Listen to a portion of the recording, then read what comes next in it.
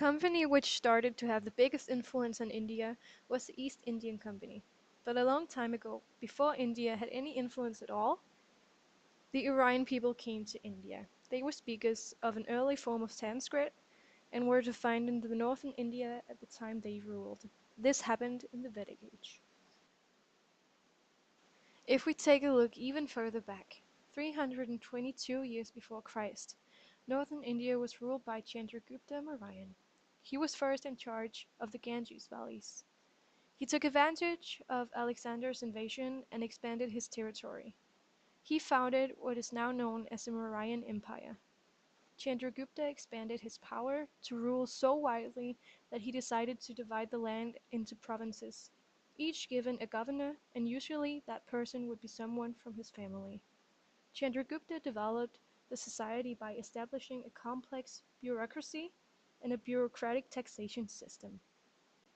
In the 1700s, Britain increased the colonization and took the control of India. It was not just Britain who had discovered India, because the Portuguese had already discovered India around the 1500s along with the French and the Dutch, who already had trading stations in most of the country. But from the early 1800s, Britain took gradually more and more of the control, and the British government governed India in 1858. It was Britain who started to educate the Indians and to teach them about freedom, democracy, and equality of status. But Britain imposed a high tax system which made bad conditions for the Indian people. Britain had difficulty in understanding the Indian people, their traditions, and their caste system, which made it more possible for the Indian people to get a greater unity. Even though Britain made India poor by demanding a lot of tax in the country and by taking over all India's trading, they have also helped the country to build many railways, establish schools, hospitals, universities, and they brought the parliamentary regime into India. Some might say that it strengthened the country and society. Britain was the only European country that almost achieved to get control all over India. It succeeded for Britain because they took over all the other European colony areas in India.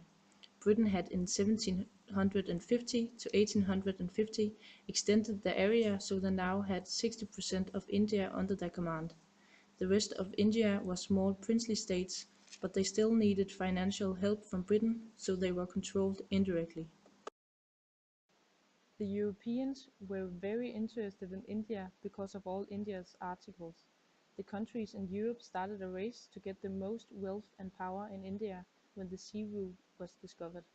Many European countries established trading stations in India, but it was the East India Company who became most important in India because they had the power in India until 1858.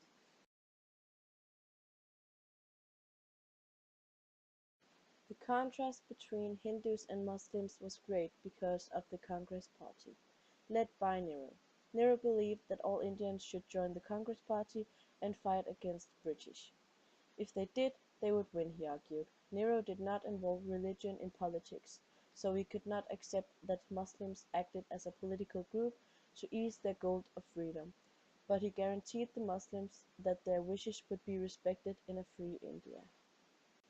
The Muslims could see that it wasn't all Hindus who had the same opinion as Nehru, and the many confrontations between Hindus, Muslims, and the Congress Party success led to the Muslim calling for an independent Muslim state in 1940, Pakistan, in the northwest and northeast India. You could get the perception that Muslims demanded too much in that time. Why couldn't they live under a Hindu government as the Hindus lived under a Mughal government when the India was a Mughal empire? The Muslim president Ali Jinnah claimed that Muslims and Hindus lived in a Hindu-dominated regime would lead to India's destruction by, for example, civil war. Ali Jinnah says, Hindus and Muslims belong to two different religious systems of thoughts, social customs, and literature. Hindus and Muslims do not marry each other or eat together. Bringing two such different kinds of people under the same yoke in a single state must naturally lead to growing discontent and destruction of any structure that may be constructed to govern such a state. The British announced to the Congress Party that they should realize if nothing was done about the situation, there would be a civil war followed by a lot of problems in the new India. Why did Nehru Congress Party accept the partition of India?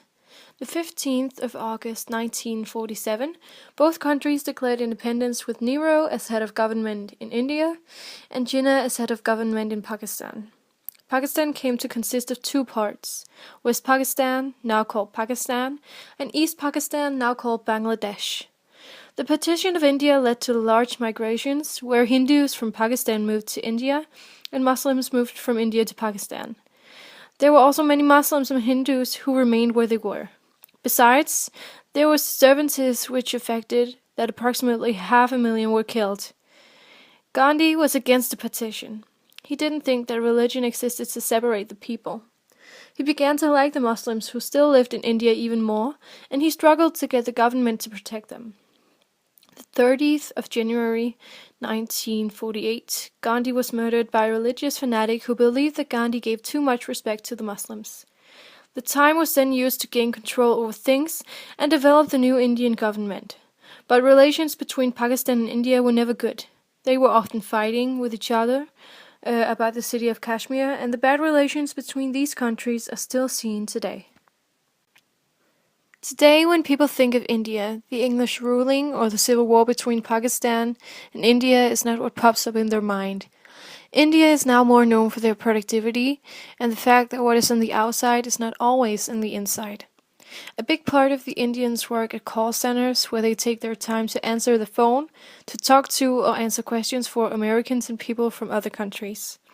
The reason they do that is that by hiring a company in India to do this for a lot less amount of money is cheaper than hiring people in your own country to do that kind of job. The Indians only require a tenth of what it costs to hire Americans to do it. When you work in a call center, there are certain things you must learn to do your job perfectly. And one of the things that the Indians learn is called the 10-35 rule. It basically means that when they're talking to a 35-year-old American, they have to have the same patience and talk as simple as they would do to a 10-year-old Indian. That would have something to do with the fact that Indians live in a much different cultural country. Things that an American who is in the 10th grade could do, an Indian in the 7th grade could do as well. There are actually people in India tutoring American students over the internet, and it works very well both ways. You can walk the streets in India in some parts of the country that is less wealthy, and the buildings and houses may look like sheds, but inside there is an Indian sitting by a computer learning how to be smarter than most people in short amount of time than you would expect. That is also why India is looked upon as one of the most developing countries at the time. There's just no expectations about India being a threat to other superpowers of the world, just because the country has a culture and mentality which does that the Indians are satisfied developing and being very smart people, just the way they have always been. It works for them to lay a little lower than America and China when it comes to power. Now I'm gonna read up a stanza from The White Man's Burden. Take up the white man's burden, send forth the best you breed, go bind your sons to exile to serve your captives' need, to wait in heavy harness, unfluttered folk and wild, your new caught sullen peoples, half devil and half child. In this stanza, you're basically being told, from a white man's perspective, that they have to send the best of their breed to take care of these animalistic human beings who doesn't really care about their help anyways.